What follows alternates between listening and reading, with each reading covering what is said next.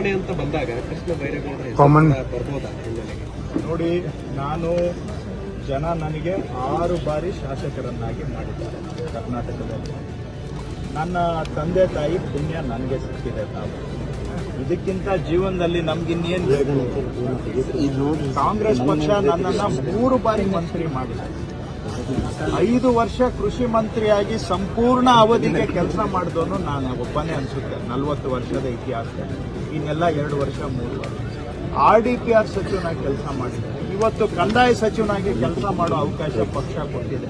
ಕೈ ತುಂಬಾ ಕೆಲಸ ಇದೆ ನನಗೆ. ದಿನದಲ್ಲಿ 24 ಗಂಟೆ ಅಲ್ಲ, 48 ಗಂಟೆ ಇದ್ರೂ ಕೂಡ ಸಾಲೋದಿಲ್ಲ, ಅಷ್ಟು ಕೆಲಸ ಇದೆ. ನಮ್ಮ ಅಧಿಕಾರಿಗಳೇ ನಮ್ಗೆ ಕೆಲಸದ ಒತ್ತಡ ಜಾಸ್ತಿ ಆಗ್ಬಿಟ್ಟಿದೆ ನೀವು ಬಂದ ಮೇಲೆ ಅಂತ ನನ್ನ ಮೇಲೆ ಕಂಪ್ಲೇಂಟ್ ಮಾಡ್ತಾರೆ. ಇಷ್ಟೆಲ್ಲ ಇರೋವಾಗ ಯಾಕೆ ಇರೋ ಕೆಲಸ ಮಾಡೋಣ? ಕೈಗೆ ಸಿಕ್ಕಿದ್ರಲ್ಲಿ ಏನೋ ಒಂದಷ್ಟು ಕೆಲಸ ಮಾಡಿದ್ರೆ ಹೇಳ್ತೇನೆ ಇರೋದ್ರಲ್ಲಿ ನಾವು ಕೆಲಸ ಮಾಡಿ ಏನೋ ಜನಕ್ಕೆ ಒಂದು ಕೈಲಾದಷ್ಟು ಅಳಿಲು ಸೇವೆ ಮಾಡಿದ್ರೆ ಅದೇ ಸೌಭಾಗ್ಯ ನಮ್ಮ ಪಾಲಿಗೆ. ಪ್ಲಸ್ ನನ್ನ ಪಕ್ಷದಲ್ಲಿ ನನಗೆ ಇಲ್ಲಿವರೆಗೂ ಕೂಡ AICC ಅಧ್ಯಕ್ಷರಿಂದ ಹಿಡಿದು ಯಾರೇ ಪಕ್ಷದ ಪದಾಧಿಕಾರಿ ಇರಲಿ, ಮುಖ್ಯಮಂತ್ರಿಗಳೇ ಇರಲಿ, ವೈಯಕ್ತಿಕವಾಗಿ ನನಗೆ ಗೌರವ ಕೊಟ್ಟಿದ್ದಾರೆ. ಆ ಗೌರವದ ಮುಂದೆ ಯಾವ ಅಧಿಕಾರನೂ ಕೂಡ ಸಮ ಅಲ್ಲ. ಸೊ ನನಗೆ ಏನೆಲ್ಲ ಸಿಗಬೇಕು ಅದೆಲ್ಲವೂ ಕೂಡ ಸಿಕ್ಕಿದೆ.